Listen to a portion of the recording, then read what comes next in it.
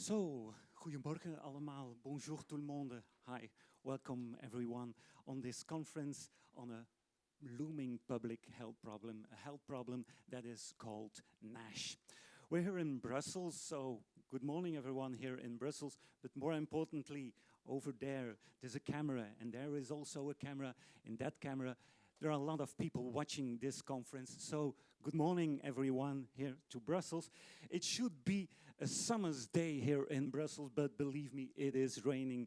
I don't know where you are, what you are doing, but one thing I do know, that it will be 3 interesting hours, because it's a special day. We know this all. It's the 2nd World NASH Day. So this means the first year, 1 year ago, there were a lot of initiatives for this NASH Day, and I had a look, and a year before there were, for example, in 25 cities there were events for professionals, for researchers, for patients. There was a lot to do all over the 3 continents, and I got good news. We are on the 2nd NASH Day, and the NASH Day is growing. Instead of 25 initiative. Yesterday evening I went to the website of the Global Liver Institute, and the Global Liver Institute is the organization who is making this all possible. They are pushing on this NASH Day, and there is an Excel sheet, and on that Excel sheet you can see what is going on today at 3 different continents. And I saw that at this very moment, today, the 12th of June, there are more than 60 initiatives all over the world, from Nigeria to Bangladesh, from Moscow to New York. All over the world, we are talking about NASH. And that's what we're going to do. The upcoming 3 hours, we got a lot to talk about. We're going to talk about epidemiology. We're going to talk about new medication that is coming. We're going to talk about health decisions that has been made. I won't do that. We got 7 great guests. And believe me, some people are coming, flew over from Israel. There are people who are staying just for 4 hours here, and they want to be here because this is an important day. We're going to talk a lot of topics, not only with specialists. No, we got patients. We got a patient who will talk about his own life, his own living with NASH. But let's start with a remarkable man. Let's start with Jeff Lazarus. He is exactly 4 hours here in Belgium. He has a stay of 4 hours. He slept 30 minutes, he told me this night, but he wants to be here. And there's a good reason why he wants to be here, because 14 years ago, he started the World Hepatitis Day, and he said it brings back memories. This NASH Day brings back memories to that first World Hepatitis Day. So I think we can learn a lot about what you all talk about, and give us a little bit of history and give us a little bit of hope. Professor Lazarus, please take a seat.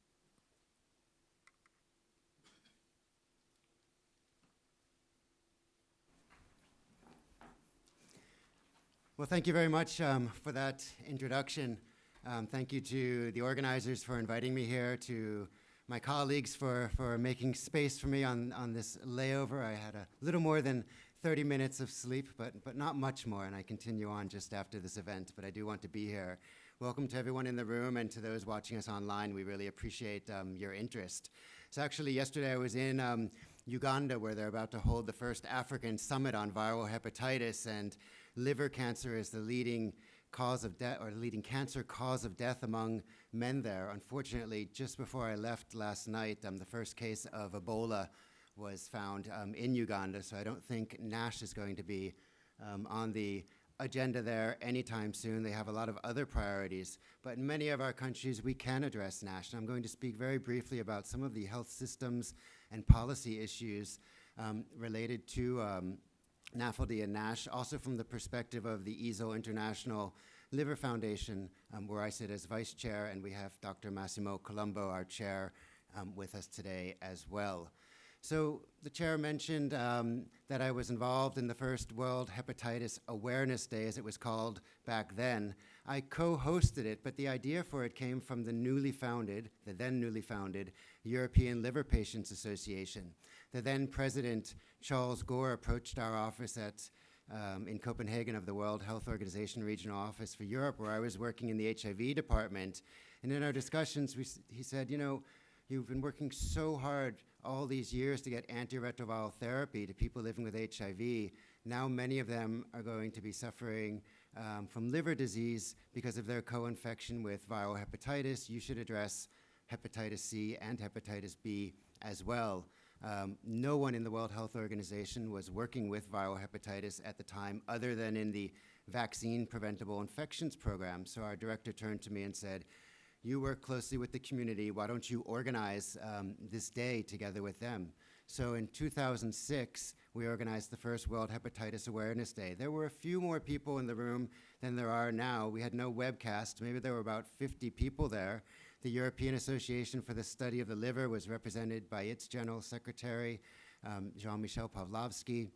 ELPA was there, as I mentioned, and some of their member organizations. An HIV patient co-infected with hepatitis was there. Not many other people. At the time, hepatitis really wasn't being mentioned on any policy documents or any health documents. The situation was so desperate that we produced these flat magnifying glasses, and we would hold them up during the talks and say, where is hepatitis in the policy documents? And I was thinking, where is everyone at this event? You know, we thought at the time there were over 100 million people living with hepatitis C, and no attention being given to it in the media or among the global health and international health organizations. This 2006 magnifying glass says, know your risk factors, you know, visit your doctor, and get tested. Well, I think that's really many of the same messages we have for NAFLD and NASH. So I think if we look back at the development of the hepatitis movement, or the no-hep movement as we call it, it really serves as a blueprint for what I think we need to do here at NAFLD NASH, which is why I'm so pleased that we've already had one international day. Now we have a second day, and we need to really ramp this up, bring in additional stakeholders. We have a pipeline with medicines on the way, but in the absence of those medicines, there's still a lot we can do. We can make patients aware of their condition. We can make not just the specialists in liver, but other specialists, because after all, you know, NAFLD NASH is a metabolic syndrome. We need to be reaching out to the fields of cardiology, diabetology, other areas, patient groups dealing with obesity. We can be working on lifestyle changes for those patients. So we can be working on making patients more aware, specialists more aware, general practitioners more aware. But also I believe this is an important global goal. The world is committed to 17 Sustainable Development Goals in 2015 with the goal of reaching them by 2030. You really don't see liver mentioned there at all, except in goal 3.3 where viral hepatitis is kind of mentioned in passing. Otherwise, not much attention to the liver at all. But I think if we revisit those sustainable goals that all of our governments committed themselves to, and we say, actually, NASH prevention and parts of NASH treatment are related to making our cities more fit for purpose so we can exercise, so we can bike and walk in them. It's about gender disparities. It's about a whole range of issues we see in those SDGs, and principally universal health coverage, which is being put forward by the World Health Organization as its overall organizing framework for how the world needs to move forward in the field of health and global health, to have a minimum set of sort of a minimum package of services that are provided. Many of those services will be to the benefit of NAFLD and NASH patients. So I think we need to work on that SDG agenda. We need to work on that universal health coverage, the UHC agenda. We need to work closely with the patients. So back then we had Charles Gore from ELPA here. Now we have Marko Korenjac, the president, accompanied by his colleague Julio, who's the one who came in from Israel, and that's really appreciated. We will not get anywhere without the patients. We won't get anywhere without the clinicians. It's nice to see many of you in the room helping us work through the risk factors, what we can do about NAFLD NASH, and what we can expect to do as new treatments come through the pipeline. So let me stop there. That was just a brief introduction. Maybe I'll just add one other point. Sorry, Chair, now that I think about it while I'm still here. One thing we presented from the EASL International Liver Foundation at the International Liver Congress, which EASL holds every year in April, were the preliminary results of a policy review. And I think it's important, even though the results aren't fully finalized, to tell you some of the headline findings. In every EU member state, there is no strategy or action plan to address NAFLD or NASH. In countries, not a big surprise at this point, similar to hepatitis 15 years ago.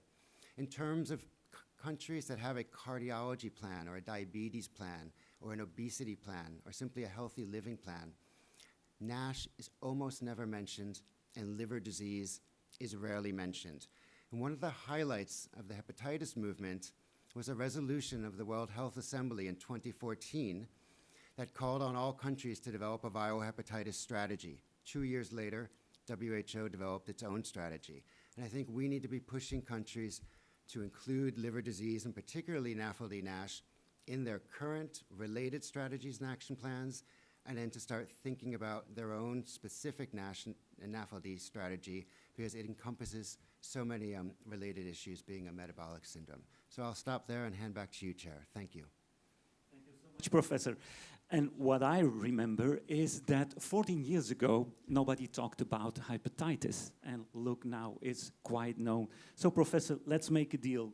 Within 14 years, we invite you back, and then we'll reflect back on this day. And let's hope everyone will talk about it. Let's hope it's sooner than 14, but I'll be welcome to come back then, too. Great, Thank great. you. And now, take on your plane. So, yeah, thanks so much, Professor. We appreciate it so much that you came over here. By the way, we know that a lot of people are following this on webcast, and maybe you have some questions. Well, look at this webpage where you were looking on, and within that area, you'll see an email address. If you got a question, well, send us an email, and within an hour, we'll give your question to one of our experts here. By the way, there's also a hashtag, so NASH Day and NASH Edu. Go on Twitter, post a photo, post what you are doing. Within some minutes, I'll take a photo and post it on Twitter of the next speaker. And we got a speaker who came from from Uganda. I think that will be the most number of kilometers that you traveled. And the next one is the one who traveled the least number of kilometers. He lives in Antwerp, and if you don't know Belgium, it's the second biggest city in Belgium, and it's about 30 kilometers from here, Professor? 30. So, well, compare it from Uganda, and the other comes from Antwerp. It's a very humble guy, Professor Francque, and he will take a deep dive with us on NASH. Because we heard it already, we heard the word NAFLD, we heard NASH, but what are we talking about? Let's take a deep dive in what is NASH. Professor Francque is the head of gastroenterology and hepatitis at the University Clinic in Antwerp. He's a leading investigator, and I said it already, he's a humble guy, but believe me, he's a world-known researcher on NASH. He's the guy to tell us all about NASH. Professor, up to you. Thank you for the too kind introduction, and thank you also for the NASH Education Program, for the organization, and I thank my colleagues and patients also for being here. Now, it's my task to indeed explain a little bit about the basics of this disease. What's NAFLD? What is NASH? Now, I'll start with this cartoon. It's, of course, it's what we call a liver biopsy. It's how the liver looks like under the microscope. And I have to move this, sorry. If you look at the right part of the slide, you see how a liver normally looks like under the microscope. But in the lower part at the left, you see what NAFLD is about. It's the accumulation of fat droplets in the liver cells, and it can cause a lot of damage. Now, that accumulation of fat in the liver is something that can be caused by different things. And we know it well caused by alcohol. Alcohol use is one of the most frequent reasons why people can have fat in the liver. And there are also other reasons, like some of the medications patients have to take. But that's not NAFLD. What we know for many years now is that there are a lot of patients that do have fat in the liver, but that accumulation of fat is not related to the use of alcohol or any of these known cases. And that's what we define by non-alcoholic fatty liver disease. And it's mainly related to metabolic factors. It's mainly in patients that have overweight or are obese, patients that have diabetes, high cholesterol, high arterial blood pressure, what we call the metabolic syndrome. So we call it non-alcoholic fatty liver disease. Perhaps we should have called it metabolic liver disease. But the most important thing is it's the accumulation of fat in the liver that is not caused by one of those classical causes, and for sure it has nothing to do with the use of alcohol. Now, this is also already a problem that exists, of course, for many years, centuries in wealthy people, but it's becoming an increasing problem also in our modern society, because we have a lot of habits that are reflecting to this goddess of festivities, wine and well-eating in our society. Now, I thought, or I used the word NAFLD, non-alcoholic fatty liver disease. We also talk a lot about NASH. What is the difference? Now, if it's just fat in the liver and there is no damage to the liver cells, we just call it non-alcoholic fatty liver. If there is more to it, if there is damage to the liver, which is luckily not in all patients, but in a substantial group of patients, there is not just fat, there is also damage to the liver, then we call it non-alcoholic steatohepatitis. We already heard the word hepatitis, which means inflammation of the liver, which can be caused by viruses, but this is of course not a disease caused by viruses, but nevertheless it's an inflammation of the liver, it's a hepatitis, and it's related to fat accumulation. That's why we call it steatohepatitis, and it has nothing to do with alcohol but with metabolic syndrome, so it's non-alcoholic steatohepatitis. It's the more severe subtype of NAFLD, because NAFLD is the umbrella term, all patients having fat in the liver that is related to these metabolic risk factors, and the subgroup of patients that really has damage to the liver, that is what we call steatohepatitis. Now, steatohepatitis, as illustrated here on this slide, it's comprised of three things that we can see under the microscope. It's the fat in the liver, as I already showed you, but it's also inflammation. There are inflammatory cells invading the liver, and there is damage to the liver cells. Normally, the cells, they have a specific shape, which is maintained by a kind of skeleton within the cell. Now, if you have toxic lipid products in the cell that destroy that skeleton of the cell, then the cell will get swollen and rounded, and that is what we call ballooning. And if you have these three lesions under the microscope, that's the strict, let's say, scientific definition of steatohepatitis. What it then can do to the liver is not only that inflammation and damage to the cells, it can also give rise to scar tissue, what we call in scientific terms fibrosis.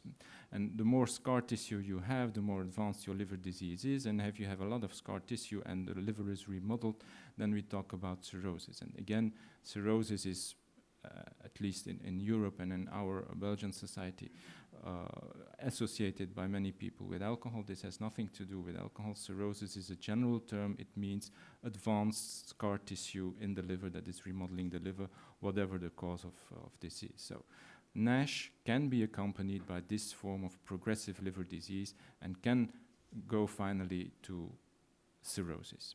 Again, summarized in this cartoon, if you have fat in the liver, it's the general term NAFLD. If it's more severe with inflammation and damage to liver cells, we call it steatohepatitis. And one of the best understandable consequences of that steatohepatitis is the evolution towards advanced liver disease and cirrhosis. And also what can be linked to cirrhosis or to earlier stages is the occurrence of cancer to the liver, hepatocellular cancer, which is a primary cancer of the liver, also well known in this category of patients. But what you can also see on this cartoon is an important notion that it's not just about consequences inside the liver. Of course, the evolution towards end-stage liver disease with a lot of scar tissue, what we call cirrhosis, is a very important consequence of this disease. But there are other consequences, because this disease, and it's a consequence of the very important central function the liver has in a lot of metabolic processes inside our body. The fact that that very important, huge organ is chronically inflamed contributes to the development of diseases outside the liver. It contributes to the development of cardiovascular disease. It contributes to the development of type 2 diabetes in patients that do not have type 2 diabetes up front, and it contributes to a lot of other malignancies. So there are liver consequences of this disease, but there are also consequences outside the liver, and that is very important. Another important thing is that until, let's say, a few years ago, there was the general concept that patients with steatohepatitis are at risk for those negative consequences of the disease. People that just have fatty liver, they are rather safe. Just fat in the liver is innocent. Now that concept has been challenged. We know now, and if you look at this cartoon, the overall mortality in patients that have fatty liver is already increased even if there is no NASH. The most dangerous thing is NASH, but having fat in the liver without steatohepatitis is not completely innocent. It's less dangerous than the true NASH form, but it's not completely innocent. This is an important disease. Oh, sorry. Yeah. That's the confusion with the two computers. Sorry for that. That's what I meant to say about the overall mortality, and thank you for indicating that I was not pushing the right buttons. But this shows you that the mortality already increases if you just have steatosis, but the most important increase is related to the fact that you have steatohepatitis, so NASH.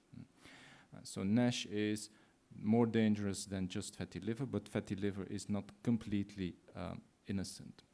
Now, it's very important to realize that the disease is not a standalone, it's part of a systemic disease.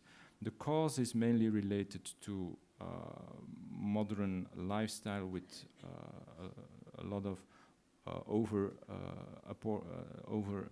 of calories, and we also having a more sedentary lifestyle than our ancestors had, and together with some genetic background, it predisposes you to the accumulation of fat in locations where there should not be fat. And it's not just in the liver, it's also in the muscle, in the heart, in the pancreas. So this is part of a systemic disease that causes also diabetes and also causes cardiovascular disease. And these different diseases are very intimately linked. And as I said, it's mainly driven in the beginning by calorie overload, by obesity, but it's more complex than that. And what is important is that once you have these diseases, you have a lot of vicious circles turning. As I already said a few slides ago, it's not just a liver disease. There's also a consequence outside the liver. So the liver gets diseased in the context of, what is this?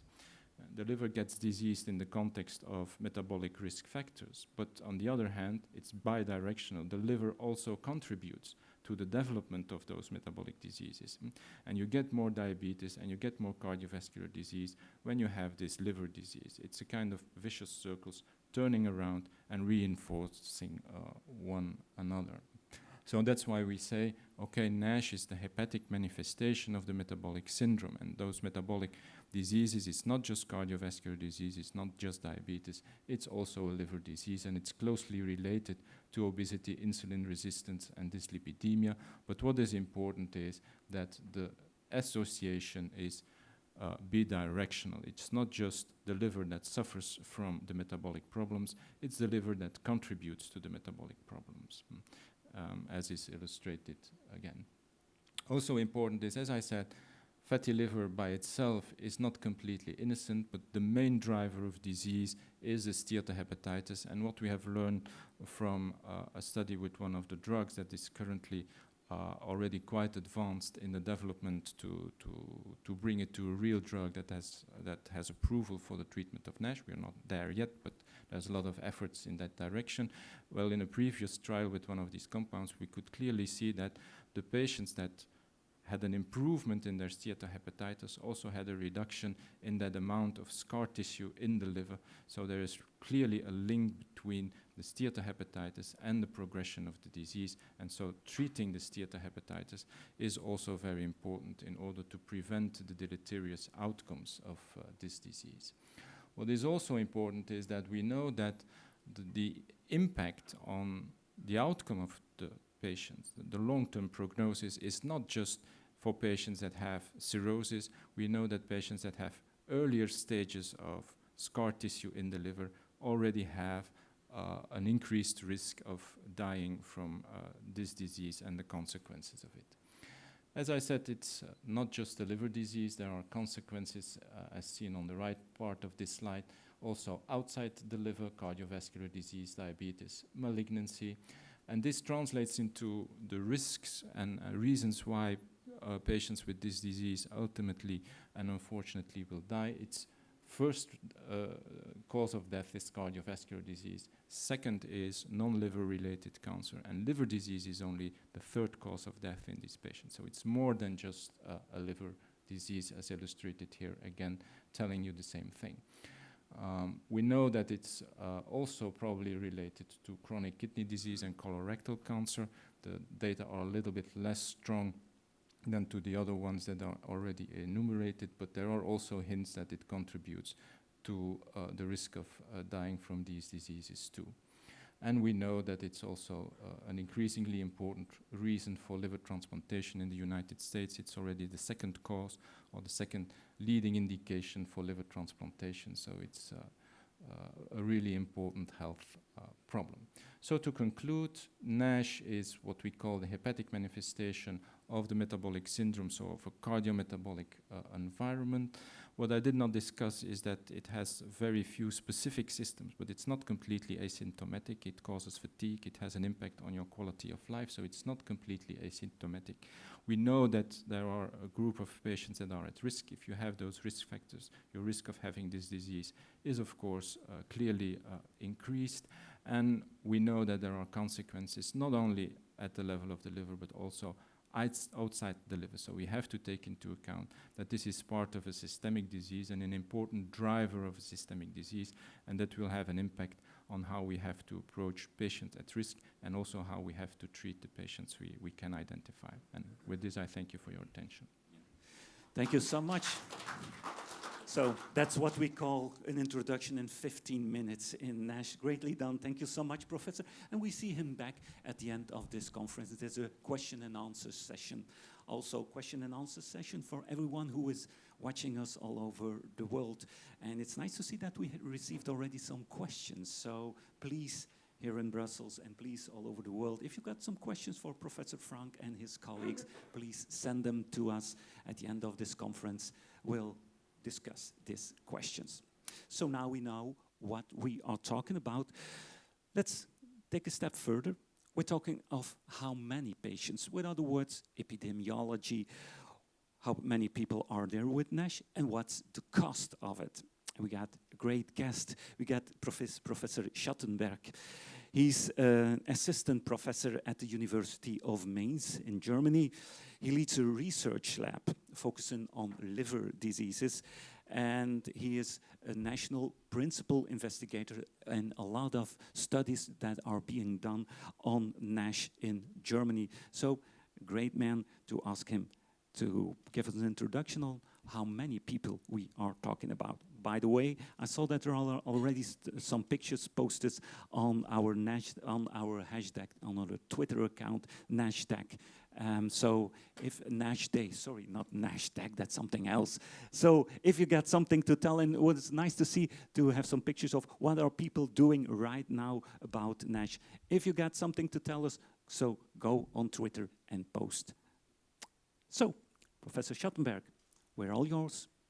Well, thank you. And also thank you for inviting me and giving me the opportunity to address this task, which is quite a big one, talking about how many people are actually affected at a global scale. So I'm going to be talking about the epidemiology and the social and economic burden of NAFLD in the next 15 minutes. So if you look at the world map of non-alcoholic fatty liver disease, you'll see that the global estimate is that about 25% of the population are affected. And that's an enormous number. NAFLD is becoming the most common cause of liver disease at a global scale. We heard Professor Lazarus talking about viral hepatitis, which is undoubtedly a big challenge, but now that treatment options are available, the map looks a little brighter. Of course, it has to be implemented. In the case of non-alcoholic fatty liver disease, we're in a much earlier stage. A lot of patients are affected, and it's important to identify them and develop treatments so much earlier at this point. I think that's why it's so important to have these events. And again, glad to be here and to support this. If you look at a little more granularity, you can see that there is a spread at a global level, and there are certain risk factors that contribute to the prevalence of non-alcoholic fatty liver disease. For sure, it's something like economic strength of a country. It's something like the prevalence of obesity in a country, the prevalence of diabetes. There's certain genetic factors that contribute to the prevalence of each country, and that makes it so difficult to determine the exact numbers. Again, the estimates are around 20 to 25% of human beings are affected. A much higher prevalence is encountered in so-called risk populations. So patients that do exhibit one or more risk factor have a much higher prevalence of non-alcoholic fatty liver disease. Among these risk factors, diabetes is very prominent. So if you look in a type 2 diabetes population, you'll find that approximately 60 to 70% of patients are affected by non-alcoholic fatty liver disease. Likewise, in patients with obesity, BMI above 30, the prevalence is much higher compared to the overall estimated prevalence. And that's true for the non-inflammatory form, the NAFLD form, but also for the inflammatory subform, as Professor Francque pointed out, the one that produces more scarring, more end-stage liver disease, the NASH subform. That's also more prevalent in these risk factors groups. And type 2 diabetes, it's estimated that a quarter of patients living with diabetes are actually suffering from non-alcoholic steatohepatitis or NASH. NASH is an independent disease, but for sure it's tightly linked to other risk factors of the metabolic syndrome, and obesity is a very important cofactor driving non-alcoholic fatty liver disease. And the obesity prevalence at a global scale has been increasing, and this is something that's been linked to the emergence of non-alcoholic fatty liver disease. You see numbers here on this screen that 39% of adults above 18 years of age are overweight, and you see that the number of patients living with, or adults living with diabetes has doubled since 1980, and the estimates of the type 2 diabetes prevalence at a global scale increased worldwide by 55%. And so again, we see a tremendous increase in the risk factors that lead to non-alcoholic fatty liver disease and severe liver injury. The projections of how this disease will develop has been published in the literature, and it's an estimate based on the assumptions how obesity, how lifestyle will develop in the next years. You see a number of European countries on this slide, and I'd like to highlight the German experience here, where we see across all stages of fibrosis, namely the severity of liver disease, with F4 being cirrhotic liver disease, the most end-stage liver disease. For Germany, that's expected to be doubling in the next 15 years until 2030. So that's a tremendous increase based on non-alcoholic fatty liver disease. For Germany, and if you look on the other European countries, the UK, Spain, France, that's about the same number. So we're going to see an increase in end-stage liver disease patients in parallel to an increase in all the other stages of fibrosis. But again, end-stage liver disease probably being the most severe form, most urgent medical need to address here. And based on that prediction, there's also a prediction that the complications of end-stage liver disease, namely the development of hepatocellular carcinoma, decompensated liver disease, decompensated cirrhosis, is going to be increasing. And the numbers are comparable. France, Germany, and Italy, you see an increase in the numbers of end-stage liver disease, the ones where patients are severely sick and actually admitted to the hospital for treatment of end-stage liver disease. That's very difficult to address from a medical perspective. Now, in parallel to this increase in the prevalence of end-stage liver disease, the costs are going to be rising.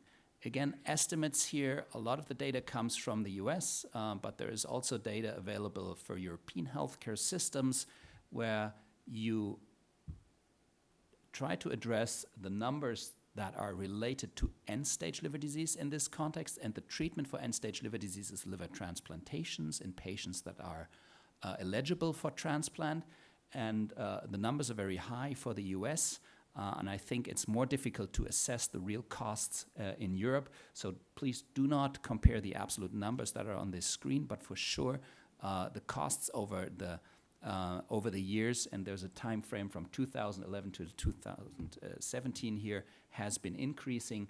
And also, even more important than costs in this aspect is that liver transplantation is a therapy that's severely limited by the availability of shortage of donor organs.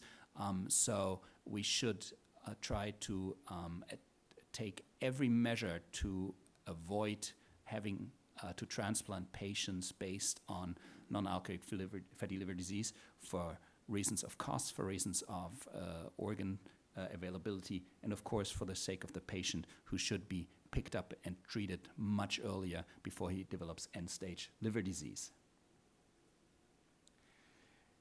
If you look earlier in the disease spectrum, much earlier before end-stage liver disease developed, you'll find many more people affected, and that's the reason why the costs with pre-cirrhotic non-alcoholic fatty liver disease are also very high.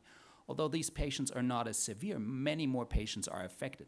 And a recent publication in the literature that estimated the economic and clinical burden of non-alcoholic fatty liver disease in the pre-cirrhotic stage came up with some numbers that are also very high, and you can distinguish direct costs from indirect social costs, costs that emerge due to sickness leave or inability to care for somebody who's dependent.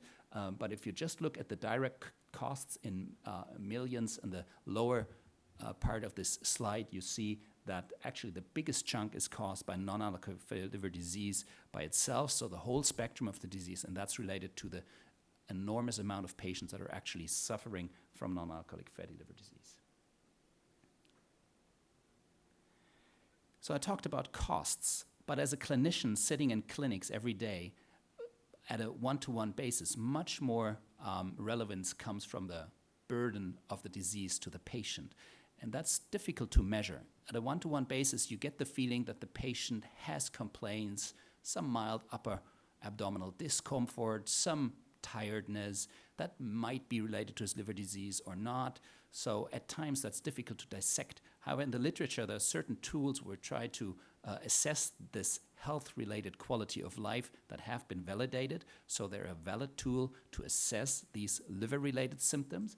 And if you look at this literature, and we've done some research ourselves, you'll find that these patients do not suffer from a silent disease, but they have a significant burden of disease that gives them complaints, that impairs their quality of life, and it is correlated with the disease stage, namely patients with more inflammation or with more fibrosis do have less or report a lower quality of life in this context. And I think that's also important to highlight at this day where, of course, there's a huge burden of the disease and there are high costs associated with it. But at the individual level of the patient, there's significant burden of disease in patients suffering from this liver disease.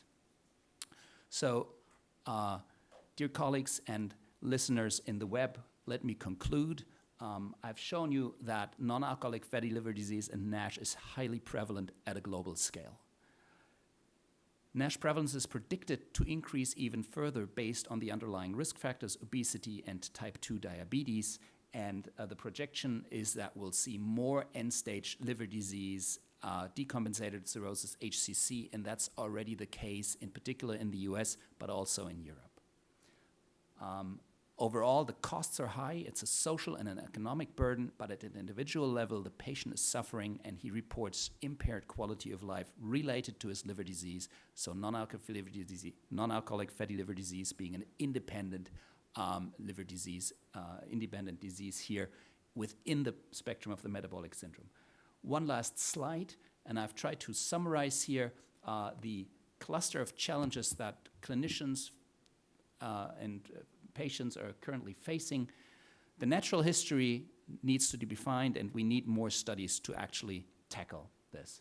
The awareness has to be increased from my perspective, and I think that's why it's so important that many of you are out there and listening to this presentation and also participating actively at the NASH Day today. The diagnosis, and we'll talk about this a little later, is not straightforward, and we'll need some help here to refine the best way to diagnose patients. And then, of course, intervention and management will be most critical for our patients. Thank you. Yep. Thank you so much, Professor Schattenberg. We see Professor Schattenberg still later in this conference when he'll talk about diagnosis. And indeed, some dramatic figures, if I'm listened right. At this very moment, 20 to 25% of the people living on the earth has NAFLD, and for projections in the future, up to 40% of people will have NASH. But who are these people? I don't know anyone who says I have NASH, nor in my family, nor in my direct environment. I got someone who says I have a fatty liver. Honestly, 1 hour ago, I met a guy and he says, I have NASH. So I would like to present you to a courageous guy, someone who can tell, I have NASH, I know what it is to live with a liver that doesn't function for 100%. I know which prejudices there are for people living with NASH, and that guy, that tall guy, and his name is Jan Vleerackers. Ladies and gentlemen, give him a big hand for a patient, Jan Vleerackers. Thank you. Good morning. My name is Jan Vleerackers, and I'm 63 years old. I was asked to talk to you about how my life was changed after finally getting the right diagnosis and help. 23 years ago, the first symptoms were seen of what today would be classified as NASH. I was 40 years old and had been donated blood for many years. Until one day I received a letter that the liver test was not good and I was not allowed to donate blood for 6 months. After these 6 months, I again attempted to donate blood with the same result. You are not allowed because of bad liver tests. I have not been able to donate blood since, because I was worried there was more going on based on these blood tests. I decided to see a doctor, and they performed an echo and a punction of the liver. Out of those tests, they conclude I had a fatty liver. At that time, the most logical reason for fatty liver was having an alcohol problem. The only problem is I have never been much of a drinker. I'm still not. I also never smoked, and I'm active and sportive, and I try to eat well. I could see the doctor did not believe me because at that time a bad liver means problems with alcohol. Many years passed, and other than having a blood test from time to time, I decide not to pay too much attention to it. Mainly because I felt I was already doing the right thing by not drinking alcohol.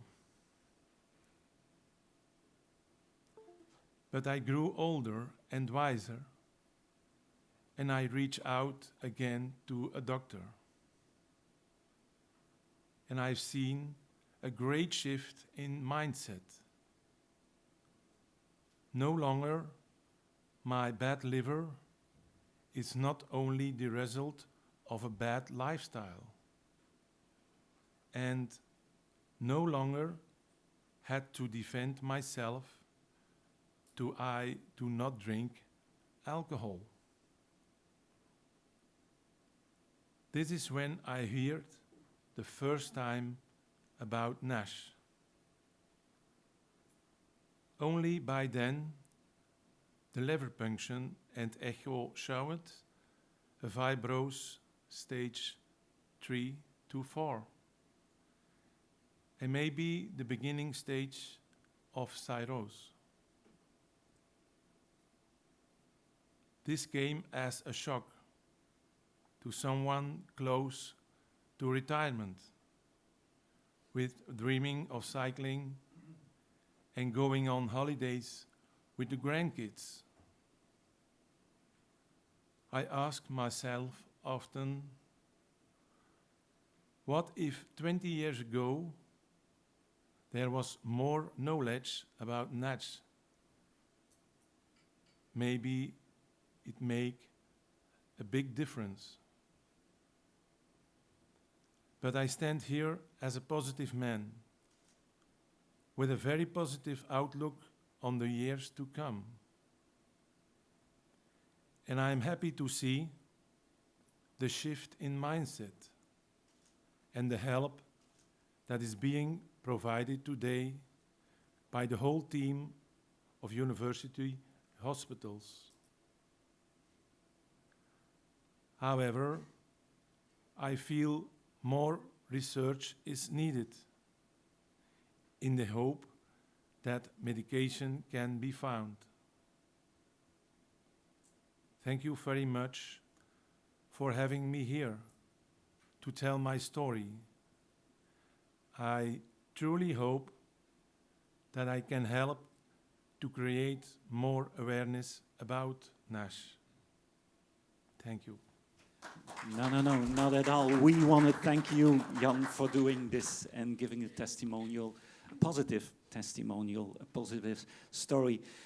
And with Jan, we demonstrated that not everyone with a bad liver has an alcohol problem, and not everyone with NASH has a bad lifestyle. But as Jan, there are a lot of patients with NASH, and luckily we have in Europe, we have the European Liver Patient Association.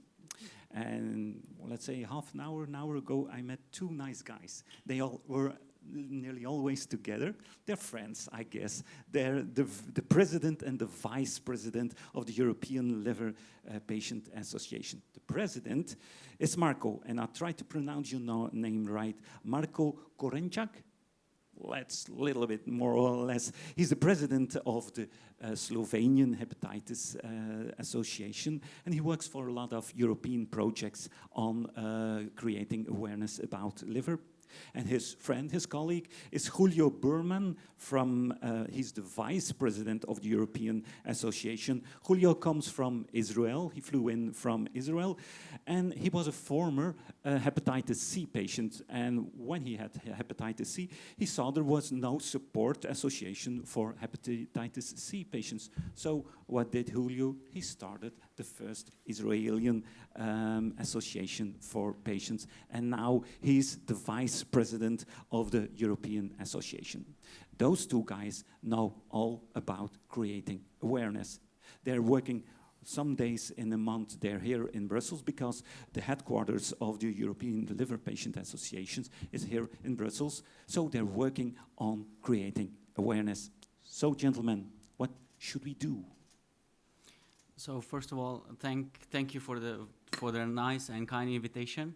Thank you for the organizers to organize this second International NASH Day, which we think it's a step in right direction.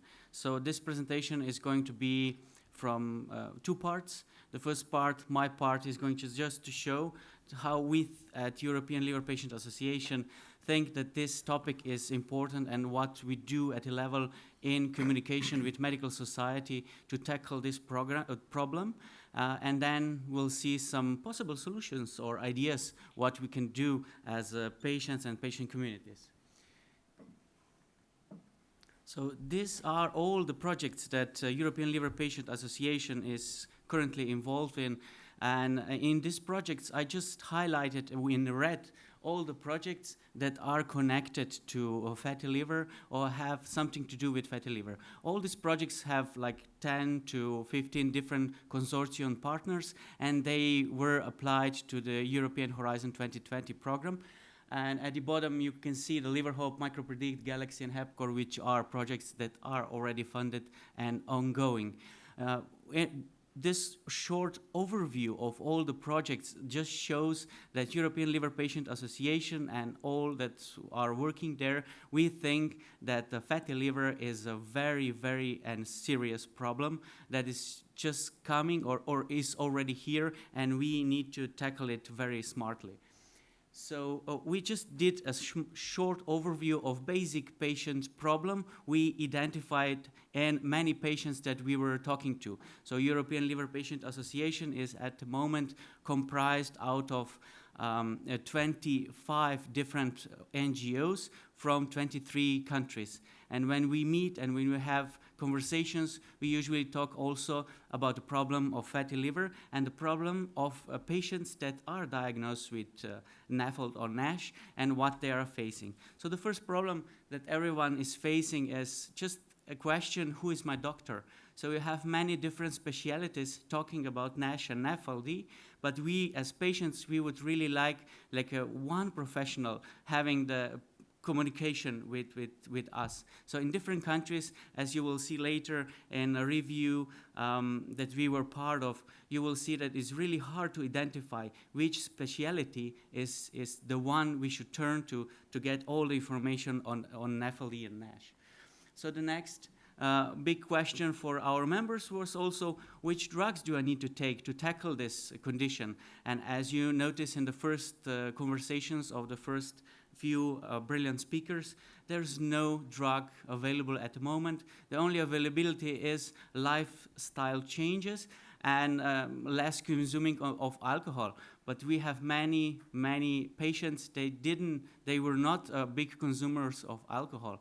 And regarding their lifestyle changes, that's something that is really, really hard to do. I don't know why, but maybe we are so used to living our life in a certain way that it's very hard to do even small changes. So the next big question was, did I do this to myself? So many members think that the condition they are facing is the result of their decisions.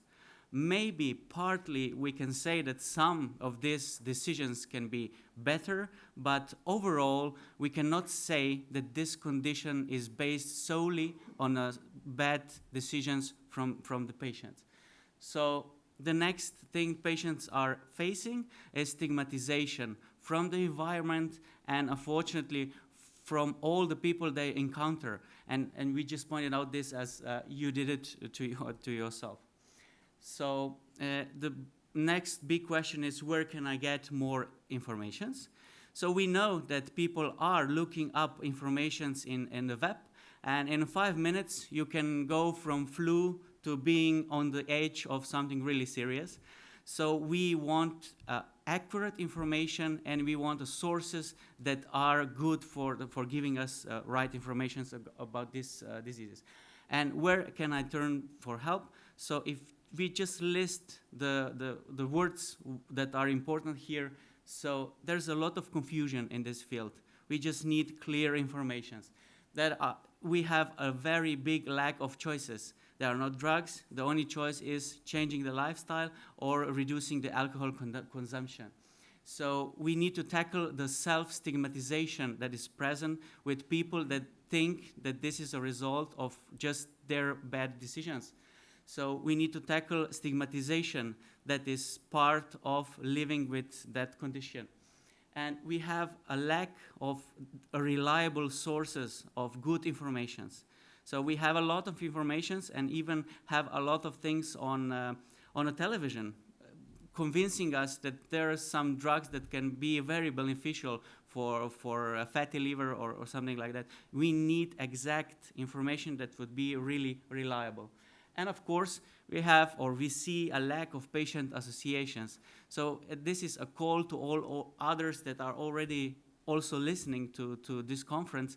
The call is, if you are a patient and you are facing problems, just think about it. How can you help? How can you just help other patients that are in the similar position and to make their life easier? And one thing would be to connect to a patient organization that you know of, or to start your own patient organizations.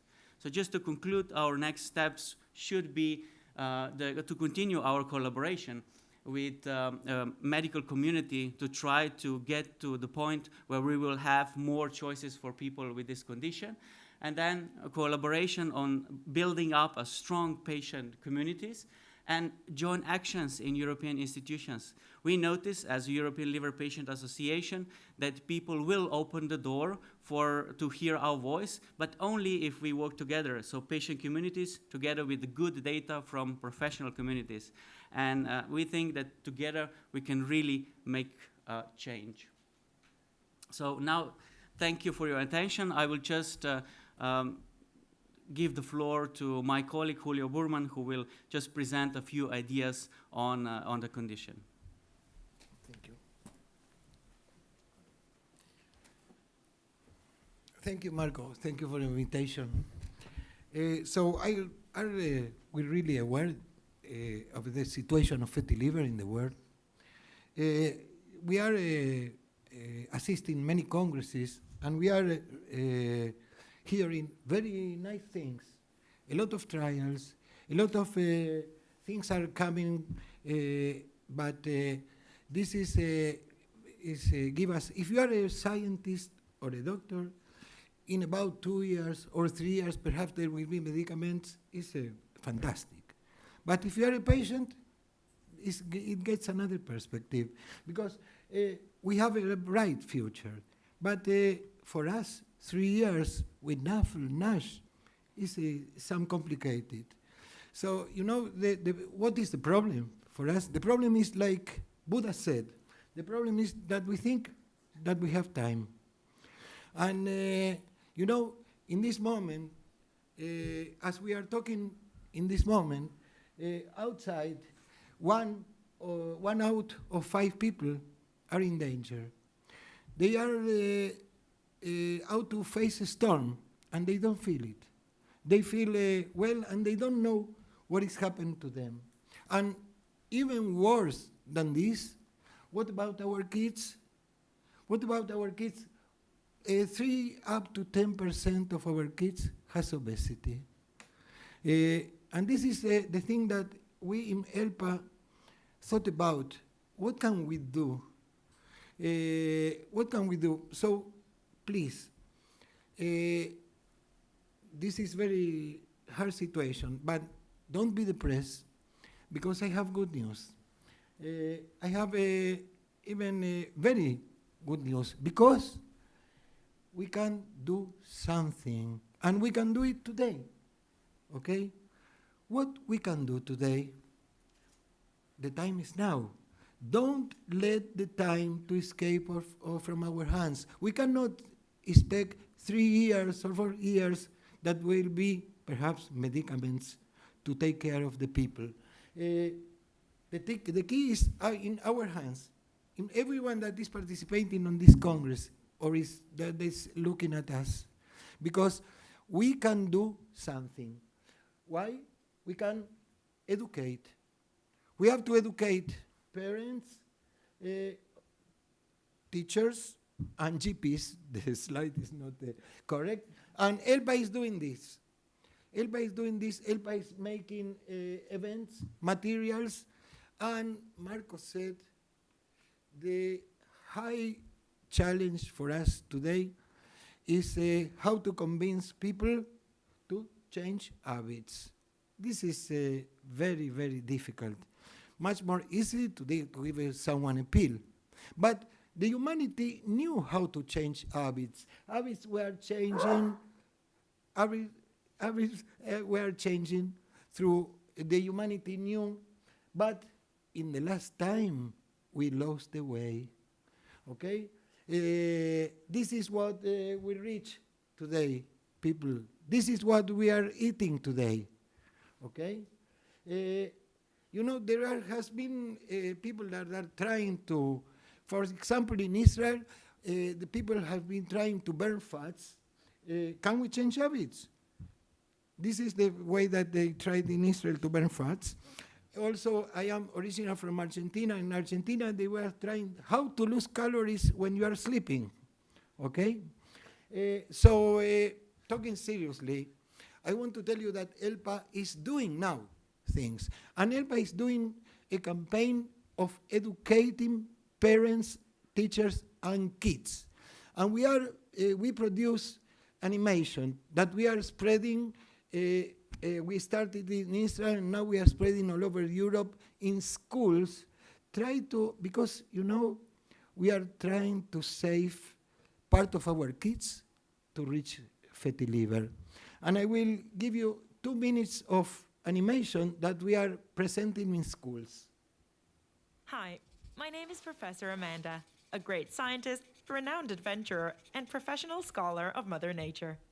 Join me on an exciting tour to investigate the human body's largest internal organ, the liver. Let's take a closer look.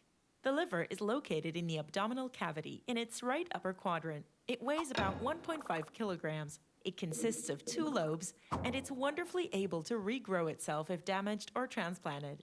The liver has many important roles. Among other things, it is responsible for the metabolism of fats, proteins, and carbohydrates in the body. Isn't it nice? In fact, it is so important that without the liver, we cannot survive for more than 1 day. To demonstrate, I've invited 2 of my associates, Jiminy Jim and Lazy Larry. As long as we maintain a healthy lifestyle, a balanced diet, and exercise regularly, our liver will function very well and remain happy, as you can see with Jiminy Jim. What a beautiful liver. The problems begin when we load the liver with more and more work, by eating large amounts of foods that are rich in sugar, fat, and salt. This sort of imbalanced diet and lack of physical activity will simply cause our liver to collapse under the burden, like what happened to Lazy Larry. Under these conditions, a condition called fatty liver may develop, which increases the risk of deteriorated liver function and could even result in the need for a liver transplant. The most common liver disease today is fatty liver. In fact, about 30% of the population suffers from it. However, maintaining a healthy lifestyle, which includes daily exercise and a balanced diet, allows our liver to remain healthy and function effectively. A healthy diet includes vegetables, fruits, legumes, whole grains, and foods high in fat from plants, such as tahini, avocado, olive oil, and nuts.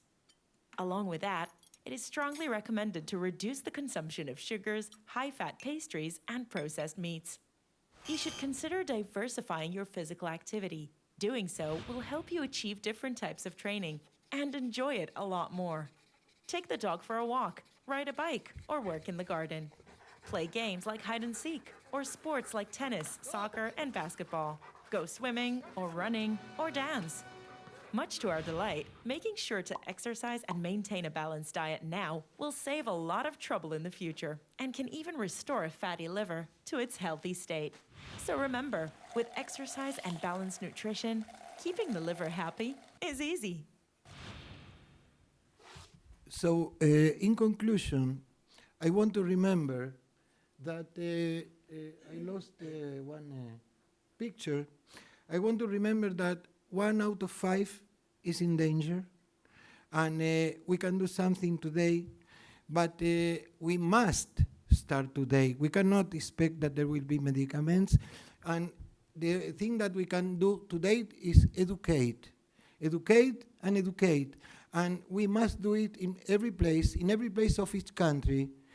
Every one of you in your place must start today, because Hi, my name is Professor. Because small actions of a lot of peoples, we can cause immediately a big impact. Thank you very much. Thank you so much, Marco and Julio. And indeed, there is work to do. But we're standing not there alone. We have colleagues. We got Lazy Larry and Jimmy Jim, like in the cartoon. We got physicians. We got scientific world who is working on creating awareness. We got also the Global Liver Institute, and as you know, the Global Liver Institute is that organization that is supporting this NASH Day. There is ELPA, like we heard from Marco and Julio, but there is also the International Liver Foundation that is based in Geneva, and the chairman of that foundation is Professor Massimo Colombo.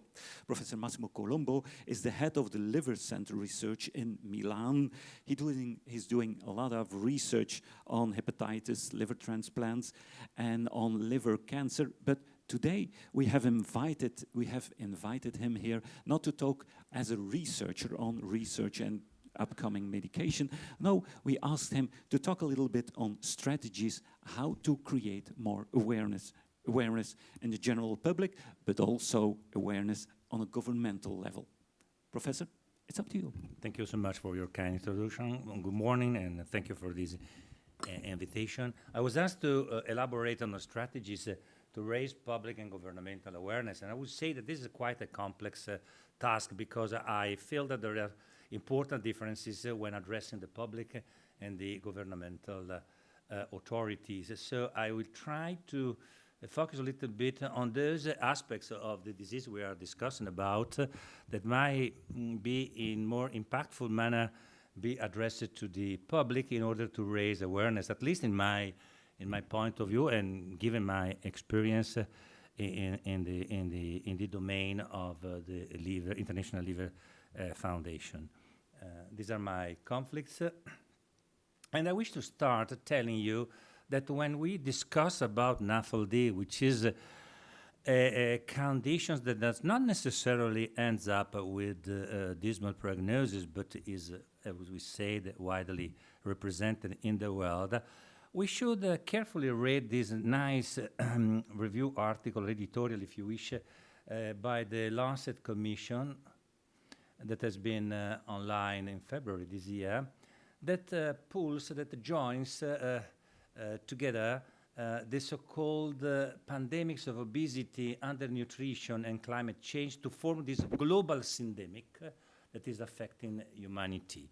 And this is quite interesting here, because the global effects of malnutrition entails a risk of NAFLD development, not only in those who are becoming overweight, have excess calorie intake, but also in those that are undernourished. So pushing you to have a more global view of the issues, interconnected with what really matters, which is economy. And the pipeline of the food makers play a strategic role in pushing forward the population to having an excess of calorie intakes, because, you know, is the rule of economy, widening access to the market and increasing, you know, in terms of budgetary strategies, the food availability. That said, I think that the numbers are quite impressive. And my personal feeling is that to raise awareness on NAFLD to the public, we need to give them numbers, so to strengthen education. And the numbers are as follows. More than 100 million persons that live undernourished, and NAFLD is there as well. 2.5 billion of people that are involved in their daily work in the pipeline of food production and making food available, that are suffering climate changes and are therefore, to some extent, interacting with us And 38 million of kids less than 5 years old who are obese. And we are perfectly aware that early in childhood obesity has a dismal prognosis. And more than 670 million adults that are obese, altogether they create an expenditure in the range of $2 trillion. Remarkable. The International Liver Foundation 2 years ago, as Professor Lazarus announced, decided to investigate what is the awareness at political and country level about NAFLD, launching an investigation based of questionnaires. And these are the preliminary data, in short, the so-called phase 1, that have been generated thanks to the interview done by well-known KOLs in their countries, France, Germany, Italy, Portugal, Slovenia, Spain, Sweden, UK. And in essence, here I'm going to show you just two results that are remarkable. This has been already anticipated by Professor Lazarus when authorities and policymakers were asked whether in their country there was any written national NAFLD-NASH strategy or action plan. The answer was no, 100%, none has it. So we do need to increase awareness at the political level because this is the starting point.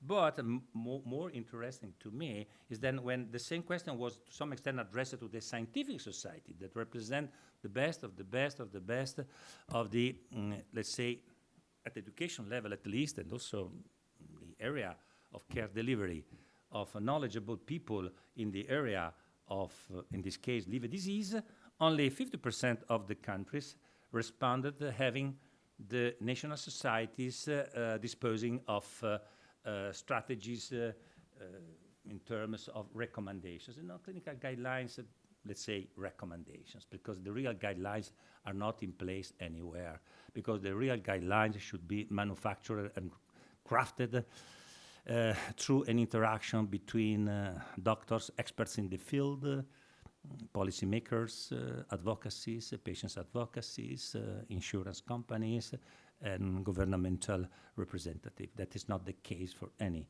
of what we know currently and we use as clinical recommendations. So this is the point. So we do need to raise awareness. And to do that, I think that we should focus a little bit on strategies on how to deliver information and education taking into consideration certain aspects of the disease we are discussing. We heard already that 1 out of 4 people in the world are considered to have NAFLD. This is everything but true, because these are the results of modeling. And in the vast majority of the cases, this is a diagnosis based on ultrasonography that has a quite low sensitivity for NAFLD, because can only pick up the diagnosis when more than 20-25% of the liver cells are fatty. But we define steatosis, for instance, when at least 5% of the liver cells are involved. So we predict that perhaps the burden of NAFLD is greater than it is that has been modeled so far. And this should be clearly said, because having steatosis does not necessarily mean that the liver is due to deteriorate. But we realize that NAFLD is a disease that originates from an interaction between genes, host, and environment. And a number of cofactors may interplay in causing the simple steatosis to evolve towards a disease and eventually NASH, and accumulating fibrosis, cirrhosis, and other complications. And this has been already alluded to, that another nice piece of information based on modeling again, telling us that the burden of obesity that we identify as an important driver of NAFLD is due to increase. But with a caveat, when we go to educate people, you should tell them that the vast majority of the people living in the Far East have a completely different criteria to define obesity with respect to the East. And you see the body mass index cutoff is quite different, 25 versus 30, to define obesity. And at the same time, the numbers are predicted to raise in the next 15 years with important clinical consequences in terms of NASH mortality. That is a very worrisome figures, and we all appreciate the impact that the NASH is having in the listing of patients to liver transplantation to prevent mortality in the end-stage population. But also, in my opinion, is another important piece of information that should be delivered to the public is that the liver societies, at least in the West, so I would say America and Europe, have delivered clear-cut recommendation who should be targeted for the risk of developing progressive liver disease. And we heard already that people with diabetes and obesity are, the ideal target, with obesity representing often a barrier for screening for severe liver disease. It has been already alluded, thoroughly discussed there. But there are other populations that are required to be, under monitoring for the risk of NAFLD according to our societies. And more recently, the target has expanded to include a number of other people, those with hypothyroidism. A significant fraction of the world has hypothyroidism.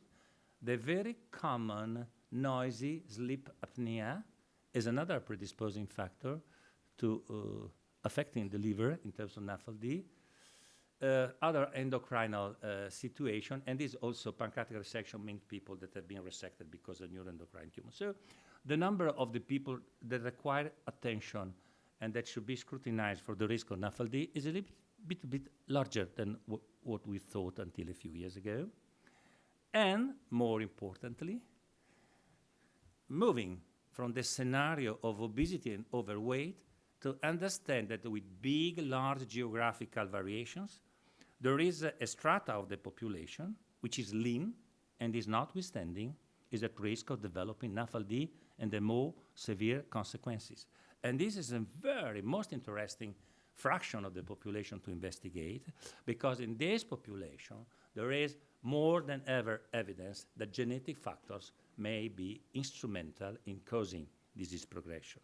But what should be appreciated is that the lean fraction of the people at risk of developing NASH or having NAFLD has important geographical gradients.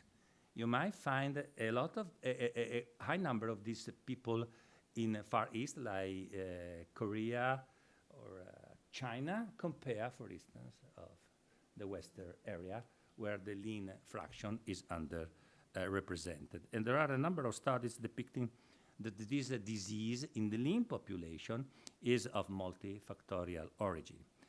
And perhaps it's too early to discuss this, but there is enough data to tell us that we might be able to disentangle the risk of developing cardiovascular accidents from the risk of developing liver disease progression using a panel of genetic tests. There are many studies done in Europe, including also Italy, that if you use this genetic test to test your patients in which NAFLD has been diagnosed, no matter how, you might disentangle those who are likely to proceed towards cardiovascular accidents versus those who are bound to suffer progression of liver disease. And you should never forget that when NASH is the diagnosis, it should be validated by liver biopsy only. So we often hear the diagnosis, someone says, okay, the diagnosis is NASH. No, the diagnosis is NASH whenever an histopathology observation of the liver is available. And this happens in a tiny minority of our patients. So this is another point that matters in the educational program, because NASH is an histopathological diagnosis only. And whenever a patient comes for you with a liver slide showing the diagnosis of NASH, if that patient is bound to suffer complications related to metabolic syndrome, 2 times out of 3, those complications would be in the domain of the cardiovascular disease rather than the liver. So that matters. And another information that, in my opinion, should be widespread is that that is true, there is genetic control of this disease. As a consequence, there is also a familial aggregation of this disease. So whenever a patient has been diagnosed as carrier of NASH, family members should be investigated accordingly, because there are a number of studies, including this one, that demonstrate that the relatives of patients with the NAFLD-related cirrhosis are at higher risk of having advanced liver disease due to metabolic syndrome.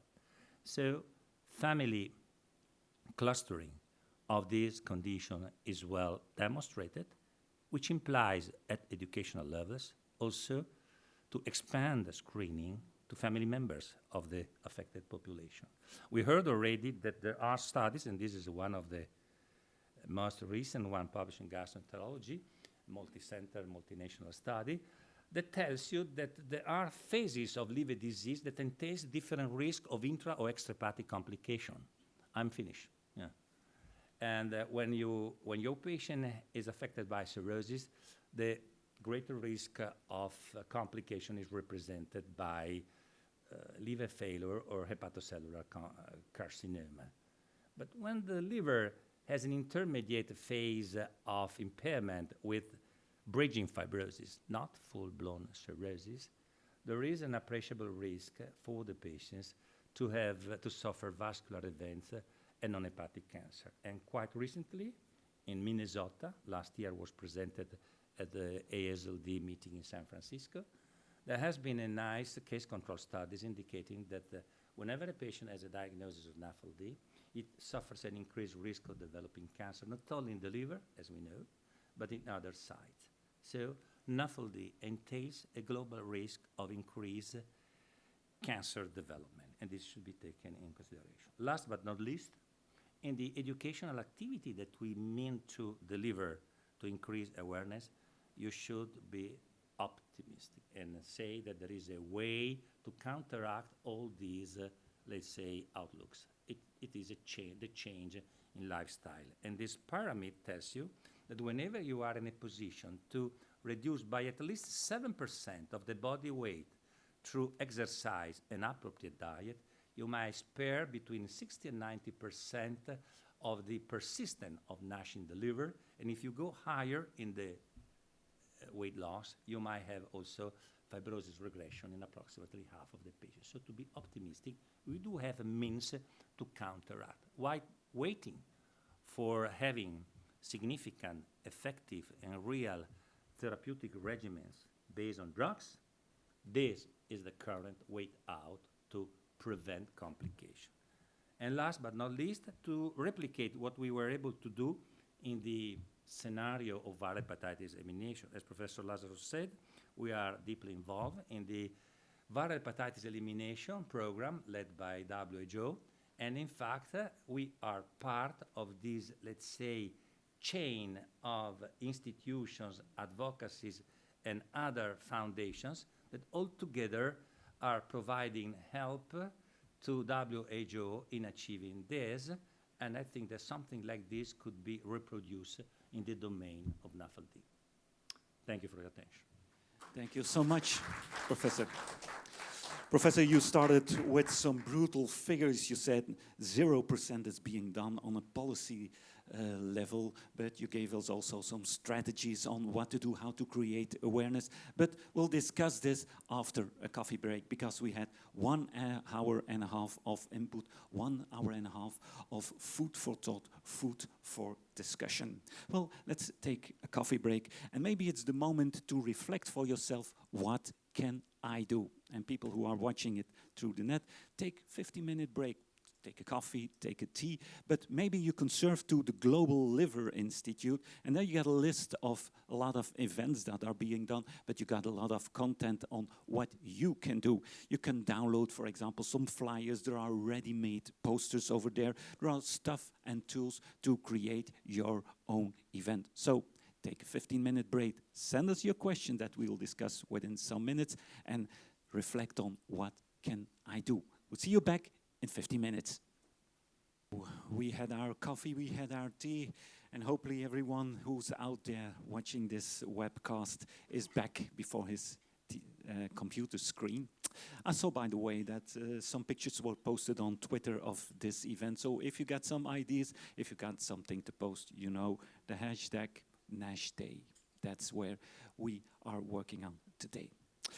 Now, a hot topic in the whole discussion of NASH is how to make a diagnosis, because until now, a punction is the regular way to make diagnosis. There are advantages, but a lot of disadvantages in doing such a punction. For example, it only can be done by hepatologists.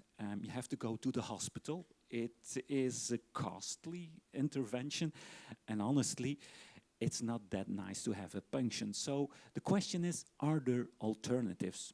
Are there, for example, biomarkers that we can use to make a good diagnosis? And you know, we got a great guy who knows a lot about this. You know him already, it's Professor Schattenberg. He's doing a lot of research also on using biomarkers. So, Professor, we got one burning question. Is there an alternative for this classic way of doing just a punction? Thank you, and I think you raised the most important question up front. How can we avoid liver biopsy in the future? And I think it's a very dynamic field, and I think we'll have good answers within a reasonable amount of time. So I think, it might be next year we're talking about non-invasive tests that will replace liver biopsy in the end, and I think it's close to be happening. So good news on that. But let me reflect in the next 15 minutes a little bit about the problems that are associated with diagnosing NAFLD. They're not untackable, so I think we can do it. Anyways, the stages of the disease are defined by the histological characteristics. So we ask our pathologists, what do you see? Do you see steatosis? Do you see inflammation? The pattern of inflammation, the pattern of fibrosis. And as a physician and as a scientist, we learn a lot about the disease by looking at the liver tissue, which is in the end the organ that suffers from this inflammatory condition. And it's important to separate NASH and non-NASH in the different stage of fibrosis from an academic and scientific and even from a regulatory perspective. And patients that are exhibiting inflammatory types, NASH, steatohepatitis, have a higher risk to develop comorbidities, cardiovascular, and also progress in the disease. So from a scientific point of view and from a regulatory point of view, liver histology is very informative and very important. If a patient comes to me, and my patients mostly referred for elevated liver function tests, so there's ALT and AST, GGT in some instances, those are the most frequently done liver tests that lead to the referral. And of course, when the patient comes, I take a history, we do ultrasound to assess the severity of the liver disease, and there's certain blood markers because you have to exclude other liver diseases. So it's uncommon that a patient, at least these days, is referred for straightforward NASH. It's more common that a patient is referred for an underlying liver disease that's not particularly well worked up, at least in my medical system. So I get referrals for unknown liver disease. To do a liver biopsy requires a lot of talk with the patient, with additional tests, so it's the very end of the disease spectrum that we might consider to do a liver biopsy, and for sure, it's only a very small subset of patients these days. The clear pros that I said, it's the diagnostic gold standard, and you learn the most about the condition by doing a liver biopsy. But on the cons, it's an invasive and painful procedure. There's a risk of bleeding. It's nothing overly severely dangerous, but there is a certain risk associated with it. And so from my perspective, for sure, the field is developing away or is turning away and developing new markers that will lead to more rapid and more safer diagnosis, and we'll see something very soon, is my personal assumption. So let me highlight some of the current non-invasive diagnoses we're using even today, some of them only in clinical trials, some of them even much earlier in clinical development, so non-approved tests here also. Ultrasound and ultrasound-based techniques are capable to detect steatosis with a sensitivity threshold, and Professor Colombo mentioned on that, of about 30% of fat in the liver. That's what you find in the literature. So if you have a little bit of fatty liver, which can still be associated with NASH, you might not be able to pick it up with ultrasound. There are more advanced techniques, MR-based techniques that are more sensitive, and I'm going to be talking about them in a little bit, but they're expensive and the availability is not that good. Serum tests try to assess steatohepatitis. They're not particularly good today, but I think we'll see something down the line. And then the degree of fibrosis, and again, those are the three aspects of the disease that are interesting for the physician: steatosis, inflammation, and fibrosis. So the fibrosis is also rapidly or fairly well detectable with ultrasound-based techniques that do quantitate the amount of fibrosis. So let's start with the steatosis again. Imaging ultrasound's been around for a long time, and the refinement of ultrasound techniques to actually reflect the severity of intrahepatic fat is the so-called controlled attenuation parameter, an ultrasound-based technique, or an MRI PDFF proton density fat fraction. And those two techniques are very sensitive to measure fat in the liver. So you can say whether it's a fatty liver or not. You cannot say anything about the etiology of the fat, and we heard Professor Francque talk about different etiologies that can lead to fatty liver overall. And it can also not distinguish NASH or fibrosis. So these two imaging techniques can be used to detect steatosis. Some pros and cons, again, there are specialized machines. The technique requires special equipment, but it's rapidly done on the bedside, at least for the ultrasound-based techniques, and the MR-based techniques, of course, there's a certain limitation, and most of them are currently done within clinical trials or experimental settings. A serum-based marker would be most useful because I think that's the most applicable way to assess a patient's disease stage today for different diseases. It's accepted in general. It's also a painful procedure to get your blood drawn, so it would be even nice to think about a test that doesn't require a blood draw. But then on the other hand, it's a very small risk somebody to have his blood taken. If you ask patients, that's most of the time that's not a major thing, and it informs you on many aspects of the whole body. It's difficult to detect a liver signature in the peripheral blood. You have to think about how the blood flows through the whole body, and many things influence the blood before it can be taken from your peripheral vein. So it's not like this is the signature that comes right straight out of the liver. However, science has evolved, and there are certain molecules that are able to reflect disease stages, and I think that we'll see serum-based blood markers in the near future to say whether this is NASH or no NASH. And then fibrosis. Fibrosis is important to be detected as the fibrosis stage correlates with a prognosis. Patients with more advanced fibrosis have more severe comorbidities. They have a higher risk of dying. So from a patient perspective and from a physician's perspective, I want to identify patients with advanced fibrosis because they have the highest risk, the highest additional disease burden, the highest risk of loss in quality of life and also in health. And here again, imaging is at this time the most reliable. MR-based techniques, expensive, not rapidly available, but they're very sensitive to changes in fibrosis.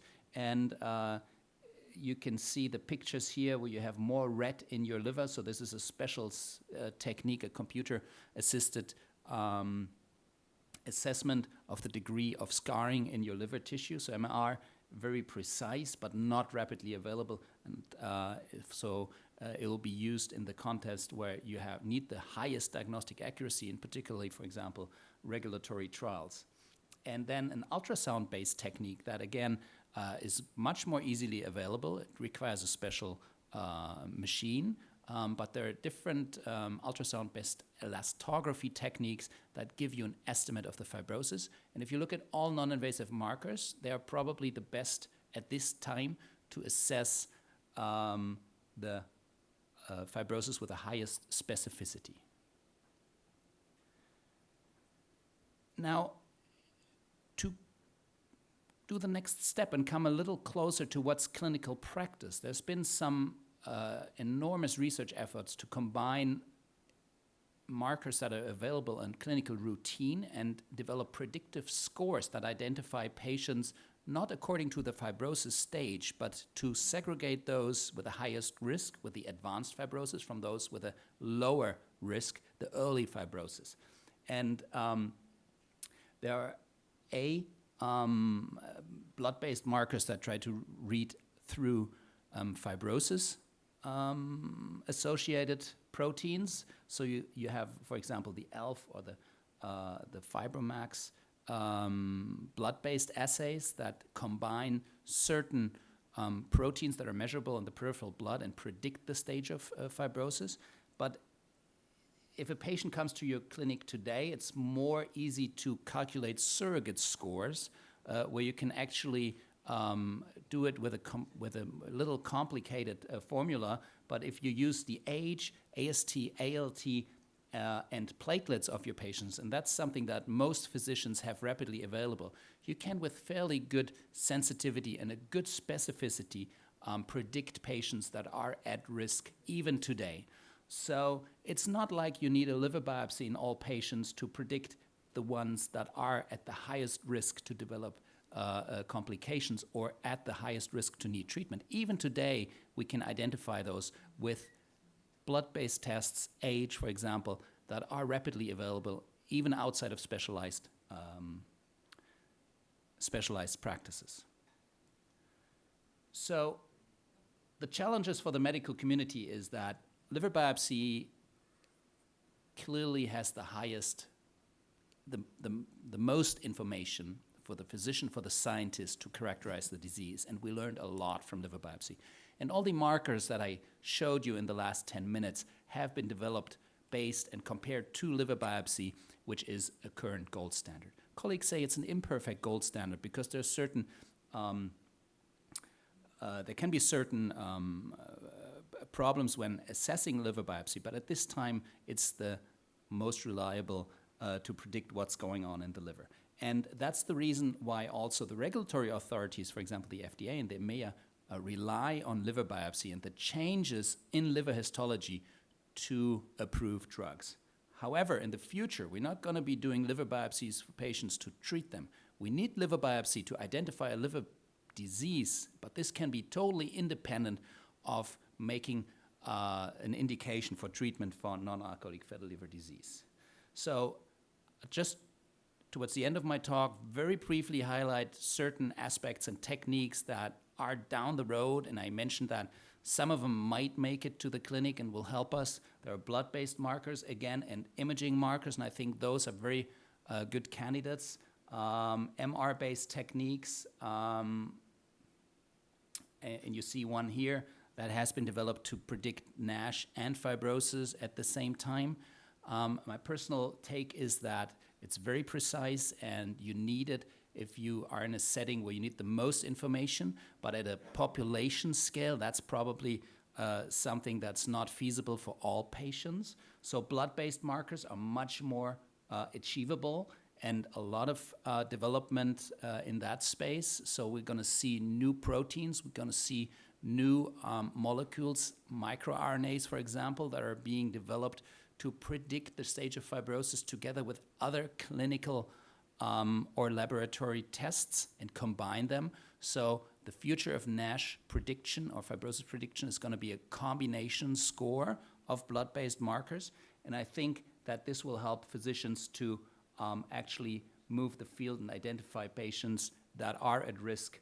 And in the end, patients and physicians like to think in categories. I think it's important we identify patients with a high risk, advanced fibrosis. And in the green box here, you can see certain levels that are associated with a high risk, ultrasound-based techniques, the non-invasive scores, platelet counts, AST, ALT levels. So even today, even in your clinical practice, if you're a physician or even if you're a patient, look at your lab reports. You can see in which risk category you're in just by looking at your platelet count, for example. There are certain intermediate scores, age, BMI for sure go in there. And the red, it doesn't come out all the way clear here, but we can also say those are patients that we do not need to worry about from a liver perspective in terms of suffering from advanced fibrosis. So that brings me to the end of this diagnostic talk. I think the future looks bright.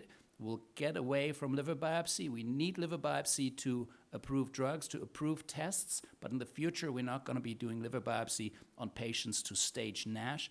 It will be required, and there will be liver biopsies done to identify liver disease, but I think not for treatment in all cases. Thank you. Thank you so much. So we got some good news. I remember that some non-invasive tests are coming up. And if I got it right, there's also that calculation test. And I guess a calculation test that doesn't hurt. So we're discussing some hot topics. One hot topic is diagnosis. A second hot topic is multidisciplinarity. So let's be honest, it's a magic word in healthcare, multidisciplinarity, but often it's too much used. It's often an empty word. But one thing is sure, in this room, we're working in a multidisciplinary way. We got some researchers, we got some patients, we got physicians, we got policymakers. So this is a multidisciplinary room. But what's out there, this hotel in Brussels? How do we do that in a clinic? And we got the right man sitting there because he has an example of how to work in a multidisciplinary way. In his own clinic, he tried to work that way. And so we asked him, just tell us, how do you do that? So Professor Francque, how do you work in a multidisciplinary way? Well, thank you again. And you say we have a practical example. It's far from being perfect, but it's how we try to do it. And why? When one of the reasons is one of the cartoons I showed you in my first talk. It's a disease that is part of a systemic disease. There is a liver problem, but it's not an isolated problem. We should see it in the context and with the ties it has with the adipose tissue, with the cardiovascular system, with the problem of diabetes. And as I said, it's not just a matter of the liver being a victim of all those conditions. It goes in the two directions. So that's why we, or it's one of the reasons why we need to think of this in a multidisciplinary way. And as I said, these are vicious circles turning around, and just tackling it from one point of view will not solve the problem. Now, there is already an example out there, and I think it's important to highlight that. The European Liver Association, Scientific Liver Association, has published a guideline on how to manage people with NAFLD. And this guideline was not just an initiative of that Liver Scientific Association, it was a collaborative work with the scientific organizations for diabetes and obesity. So that's already an example of multidisciplinarity. Not an easy example, but it is out there. And what we did in Belgium was to also translate these guidelines to Belgian guidelines. You know the survey that Professor Lazarus has presented on national guidelines in about half of the countries that were in the first survey, and Belgium was not in the first survey, it will be in the second one, but we do have a national guideline, and that national guideline is not just has not just been put together by hepatologists, but it's again a collaborative work including diabetologists, cardiologists, radiologists, and so on. It's not perfect. We did not have the general practitioners there, we did not have the patients there, but it's a first attempt to have it approached in a multidisciplinary way. And as you can also see from the Diabetes Association, there is within the Scientific Organization for Diabetes in Europe a study group for NAFLD. So the different disciplines involved, at least from a medical point of view, are getting more close together.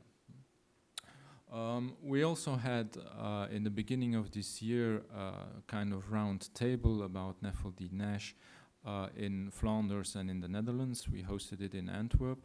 And at that round table, we had not just hepatologists, also cardiologists, diabetologists, but also general practitioners and representatives from the patient organization. So we're really trying, I think, step by step to get better together and to have a more disciplinary approach, including all the important stakeholders. This was just the first attempt, and we will continue this effort.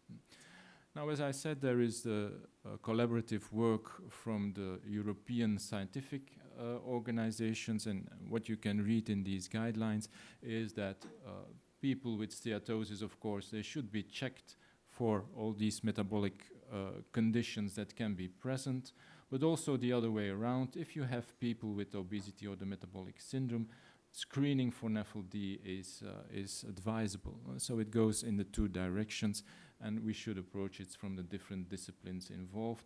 And there are some more details in that guideline on how we should do that. And we covered that also in our Belgian guideline, where we also said that the following populations, as Professor Colombo also said, at risk for NAFLD, they should be screened if they have the metabolic syndrome, if they have type 2 diabetes and so on. They are at risk, so we should screen them. But how are we going to do it in practice? Now, first thing that we did, and Professor Schattenberg talked already about the tools we have to try to diagnose the condition, or try to select patients that have an indication that they might have a more severe form of NAFLD. You can do it with non-invasive tests, of course, in the end, to make real proof of the disease. You still need the liver biopsy, but you can go quite a long way down the road before going to a liver biopsy. So we developed a kind of web application where we can put in easily available data, clinical data, patient data on age, body weight, and so on,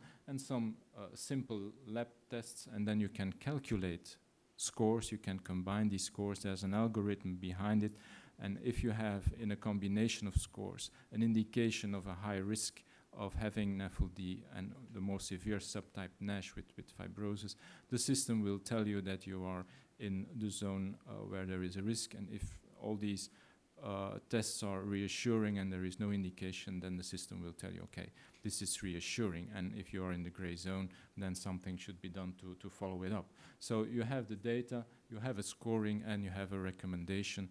It's a easily available website. You need to put in some of the data, of course. It's not automatically retrieved from lab reports, but it's based on just routinely available clinical and blood data with a clear recommendation. So it's for use for general practitioners, for diabetologists, for all specialists involved, so it can be easily used.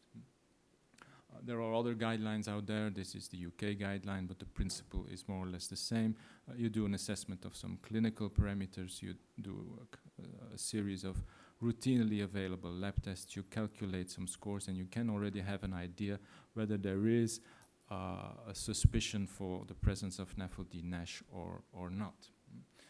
Of course, when it comes to treatment, we do not have approved pharmacological treatment specifically for NASH, but we can do already quite something in trying to improve lifestyle and to lose weight, as Professor Colombo also showed you this cartoon, which is not always easy to achieve, but at least there is something that can be done and something that can be approved. But again, this is about nutrition, this is about food habits, this is about moving, this is also about motivation. This is something that I, as a hepatologist, I cannot do it on my own. We really need to work together in trying to achieve the goals that have been established, and as has been shown, a 7% weight loss can already cause a dramatic improvement in your liver condition. So that's an important goal, but it's not an easy goal to achieve, and it's not because the hepatologist tells you that you have to work on this, that you will, as a patient, achieve the goals that have been put forward. So how we are trying to do it, first of all, in terms of trying to identify the patients, to screen the patients, there is now a collaboration with the diabetology department that all patients that come in for their annual control, and in Belgium there is a system that patients that are a member of the diabetic convention, they pass by their diabetologist at least once a year. Well, in that annual control, we incorporate tests that can identify NAFLD NASH. We calculate the scores that I showed you on the web application. In our hospital, we add the ultrasound with the elastometry, as Professor Schattenberg explained to you, and based on that information, we can already formulate a recommendation or a risk estimation, and if the results are positive, if there is a suspicion for the presence of NAFLD NASH, then of course the patient needs additional examinations, but on the other hand, if the results are reassuring, then we know that in this patient we can be at ease and we should not look further. So the screening program is implemented. It's now up and running. We also have been in touch with other hospitals in the neighborhood who also implement it, but it's a multi-step approach. And so the ultrasound with elastometry is only done in patients that in the first step with the web application come out as positive patients or having at least a risk to have the condition. And I know that also in other places, not completely the same system, but other comparable systems are put into place, trying to really identify these patients. This is the risk population, being the diabetic patients. The same is done in some obesity clinics according to a comparable algorithm. So that's something we can do. In terms of then the other aspects, the treatment, we established a kind of fatty liver clinic where we try to approach the problem in a multidisciplinary way. So we have the aspect of counseling on nutrition. Ideally, we also should have the counseling on physical activity. Ideally, what is not on this slide, but what is also something that we would like to have is psychological support for the patients. And then there's, let's say, the more pure medical approach with the combined effort of the hepatologist, the diabetologist, the cardiologist. And also very important is to have a kind of structured care path, standardized care path, which should, of course, be tailored to the specific needs of the individual patient, but a kind of general scheme and a kind of well-established standardized care path is also an important element of that kind of multidisciplinary approach. That's what we would like to have. What we have is the dietitian. We do not have the physical coach. There is also the problem of organization of the healthcare system, reimbursement issue, and so on. So there's a difference between the ideal world and the real world. Also in our multidisciplinary clinic, we have the diabetologist, we have the hepatologist, we do not have the cardiologist. So we're continuing to improve it. There's already something in place, but it's far from being perfect. And this is still a hospital setting. Also there's a lot of work to do because the bulk of the work should be done up front. There's still a lot to do about, in first line, prevention and awareness.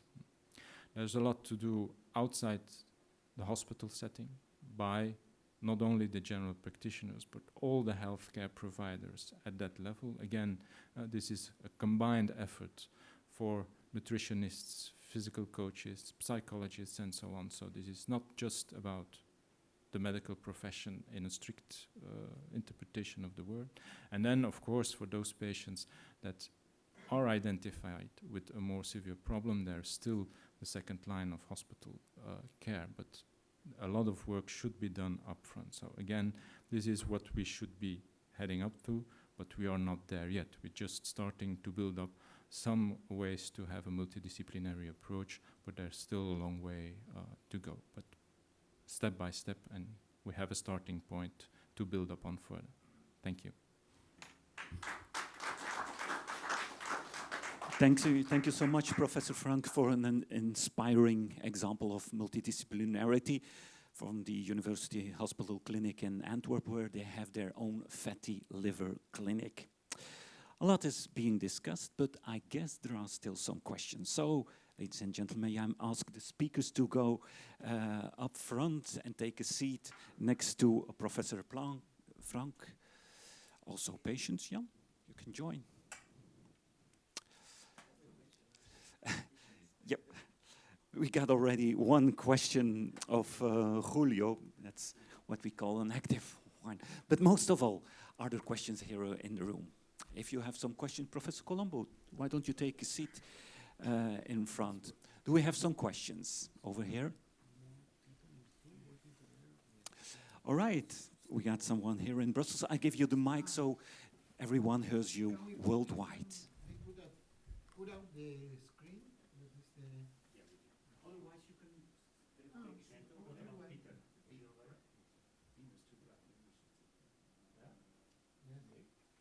I guess it won't work. Maybe you can sit over. Oh, okay.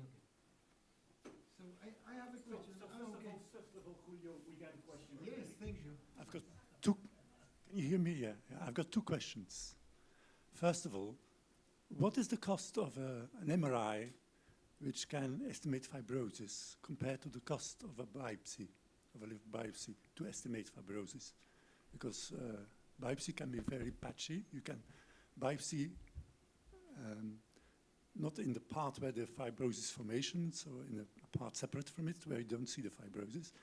MRI doesn't have that inconvenience. The second is, we say it's a multidisciplinary task and different stakeholders are to be contacted. But what is the major impact of the food industry? And do we not have to talk with the food industry to tackle the problem fundamentally? Who will answer? So I might answer the first question related to the costs. So it's different based on the different medical systems. I'd like to say that an MRI is about a third of a liver biopsy, maybe. The liver biopsy gives you a lot of information. The MRI gives you a certain spectrum. So if you have a question, you can ask that question, answer it with MRI. The liver biopsy is going to give you more answers. It might be done in the context of which liver disease is this. And I think that's very important to keep in mind. Doctors are not biopsying patients because they want to know how much steatosis there is, because this could be done by ultrasound. But sometimes it's relevant to identify the liver disease. So I think there are differences. MRI is cheaper, but then the availability of the machines is not great either. So I think those are tests that can be done next to each other. They're not going to replace each other, but I think we'll move away from biopsy, and that's the good message in the near future. And we had a second question, and that was, what about the food industry? Do we have contact with them? Julio. Yes, in Israel, for example, the Diabetes Association has been in contact with the food companies, and they have a stamp in the products if they are good for health. And we are trying to make the same thing with the food companies with liver diseases in general, and also the Ministry of Health has made a very, very good campaign of awareness against McDonald's, against McDonald's, and now McDonald's and another burger ranch are trying to advertise that in their food there is less fat and so on. But this is a very good question, because food companies is someone that we have to get like partners to bring more health for the people. You see, we get a very active patient organization. You don't only have answers, you also have questions, Julio. I also have a question to the others. In Israel, we have been talking about the guidelines for NASH. Shira Silver-Sagi, that is in the EASL, in this issue, has published guidelines, and in a discussion that we have in the Ministry of Health, we reached the conclusion that screening in this time is not cost effective because the high cost of the elastography. So I wanted to ask you all, what can we do? We are talking about educating GPs for early detection, like one of the possibilities, but this is a very good challenge that we did not reach now and immediately solution. Yes, I think screening is a very important question also from my perspective. And I think it's very important to mention that we have high-risk populations, and I tried to highlight those in the beginning. We can identify patients with a dramatically higher risk compared to the general population. And that has actually led to the American Diabetes Association just in February making the recommendations that patients living with diabetes should be screened for non-alcoholic fatty liver disease. So I think if we've come a far way and are able to say those patients are at risk, and we start to understand which patients we should identify or aim to identify for advanced liver disease. So I think it's starting. Okay. Professor Colombo. Yeah, let me make a comment, which is, in the area of methodology. When you talk about screening, you should have a test which is automatically performed, and by default is easy that it becomes cost effective. Whenever you talk about screening of liver disease, for instance, screening for cirrhosis or liver cancer in hepatitis B, C patients with advanced liver disease or NAFLD patients, You're not entitled to evaluate cost effectiveness in the same way, because that is not a real screening. These are medical procedures, because you need an expert radiologist or gastroenterologist to scrutinize the liver, understand whether cirrhosis is there or not, understand whether a nodule looks like cancer or an hemangioma. So that is not screening, it's a medical performance, is a highly specialized medical performance. And of course, it's hard to weigh whether it is cost effective or not, particularly in an area where therapeutic regimens are not available. But there is a but. Whenever you apply these medical procedures, you are improving the health status of your patients, because you can identify a number of other medical issues that can be better governed after you have done an abdominal ultrasound. So it's a delicate matter. I don't know if you agree with this. No, I absolutely agree, and I think Professor Colombo mentioned important aspects. I think it's very early to screen for non-alcoholic fatty liver disease. In the field of hepatology, there's been a lot of talks about screening, and I think he highlighted the important aspects. The conclusion that we reached that it was we cannot now make screening because there's no still medicaments for that. It was more or less, and unfortunately, I want to tell you that I had a discussion with the head of the GPs in Israel, and she told me I cannot do anything. I have no medicaments. It was very sad for me because GPs can make unless early detection. You know, that this is something that I have to admit that is not happening still in Israel. I would say that at least those with diabetes and obese patients are those considered to be a higher risk of developing cirrhosis and cancer in the domain of NAFLD diseases. So I think that those patients should undergo screening. Unfortunately, using the classical screening methodology of ultrasound, obese patients will undergo rather an accurate estimation of their risk, but it's better than nothing. And I can't tell you that at least in Italy, but also in many parts of Europe, there is still not enough knowledge that this type of patient should undergo multidisciplinary evaluation.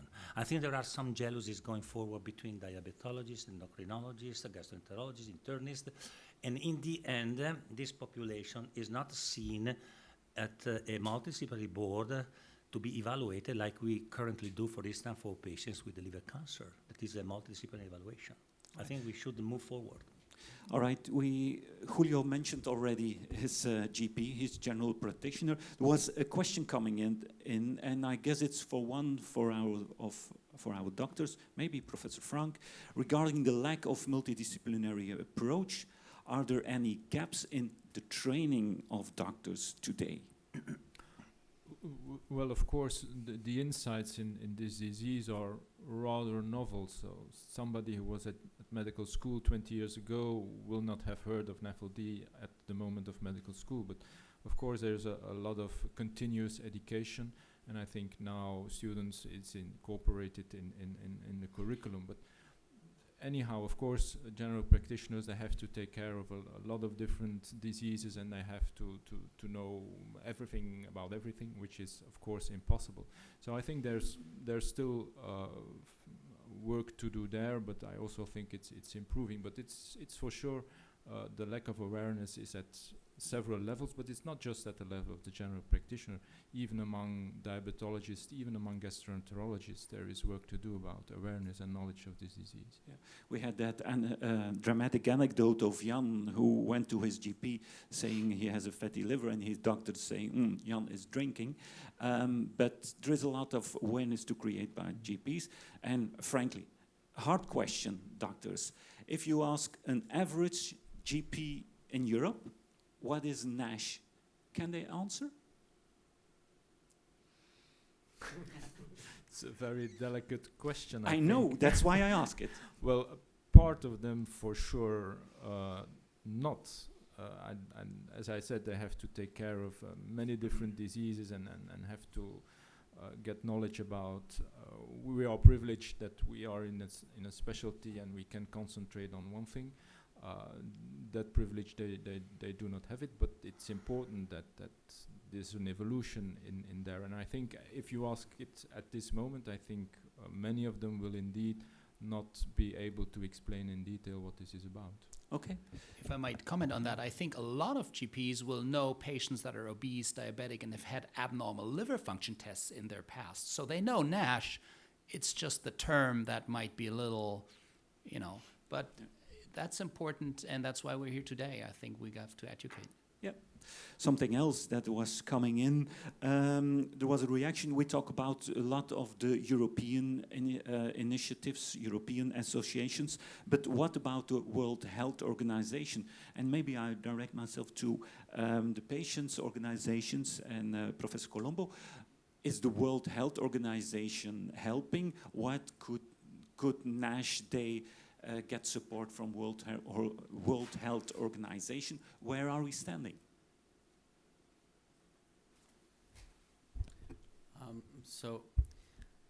Regarding the support, we endorse the International NASH Day because we think there's a lack of awareness about this disease and all the information. And also we want to collaborate more with World Health Organization to build up programs that will help. But just to add something that was asked previously, but I just want to add the acknowledgement of European Union institutions about labeling the food. So if you go anywhere in the world, the labeling is not so detailed. So the next step should surely be to teach, because this was just one step. So the next step would surely be to teach the people how exactly to identify the food that will be helpful for also for specific liver conditions. Okay. I have an eye on the clock. We still have 5 minutes, and I have a last question for every 6 of you. We heard today that there is a lot of work to do, but we can't do it all in one time. So if you have to make a priority, what comes first? So can you answer for you personally? And we start with Professor Francque. What for you has to be the priority number 1? I'm afraid I have a long list of priorities, but I think a kind of structured care path would be something that we need. Marko? So again, there's a whole range of things that we could do. From a patient perspective, I would say we should move from passive receiver of healthcare things to an active participant as a patient in the treatment. So I think that. Do you say we aren't listened to as a patient? Doctors, policymakers should listen better to us, patients? Thank you for the sub-questions to make this a little bit clearer. Yeah, I'm just talking about working together with your doctor for the best course of treatment and being responsible for you as a person to try to be healthier. We cannot just bring the issue of health and just rely on a doctor. This is our issue. We need to be responsible for our own health and use the healthcare system to improve our health. So being from passive receiver of the services to active participant in the treatment. Well, one active participant is sits next to you. Jan, what is for you the most important thing to do? As patient, I can say that for me it's important to follow up, but more is the development of the medicaments, and I will know when they come. I know there is a research, but when come the drug for helping me? Yeah, medication is on his way, but when will I get my medication? Julio. Okay, I will be back to my presentation. Education, education, and education. That's a brief answer, 3 words. Education, education, education. Professor Schattenberg, don't try to get that record of Julio. Well, I think he said the most important thing, so what's left for me? I think I want to put my patient in the perspective to reach an educated decision. I think that's most important, and for that we need good tests to inform the doctor whose principal role it should be to inform the patient, who then should reach a decision for himself to undergo further diagnostics, to do treatment, or to change something. So I think tools are needed to inform physicians and patients, and I think the International NASH Day raises the awareness, so I think that's an important step. Yeah. And last but not least, Professor Colombo. Okay, given that I endorse what my colleagues have said, I wish to widen the horizon, and I think we should make pressures on the politicians to introduce the teaching of risks linked to malnutrition at the school level, in the very years of teaching. Because there is a concern that the millions of kids that are obese at the age before 5 are expected to expand over the next decade. And we should start early to prevent the disease, teaching the risk. And, as a byproduct, they are expected to bring home the information, the education. So whenever you correctly teach a kid, you are likely to teach also parents. Yeah, that's clear. And we saw a nice example of such an education for patients thanks to that little movie of the patient organization. So there is a lot of work to do, but this is what we are doing right now, here in Brussels and here all over the web in the world. We're talking about NASH and creating awareness. There's a lot to do, but we're working on it, and step by step we're getting a little bit further. So I want to thank you for supporting this event. First of all our speakers over here. Of course, we want to thank you also here, everyone who's here in the room in Brussels, but also everyone who is joining us on the web. Of course, I want to thank the 2 organizers of this event. That's the Global Liver Institute, and you should check their website. There's a lot of nice stuff over there, and the NASH Education Program. So let me conclude. There's a lot of work to do, but step by step we're getting there. And let's just make a deal. Let's get to work, and we'll see each other again within 1 year on that 3rd day of the International NASH Day, and we'll see what we have done. So thank you, everyone, and who knows, bye-bye until the next time. Thank you.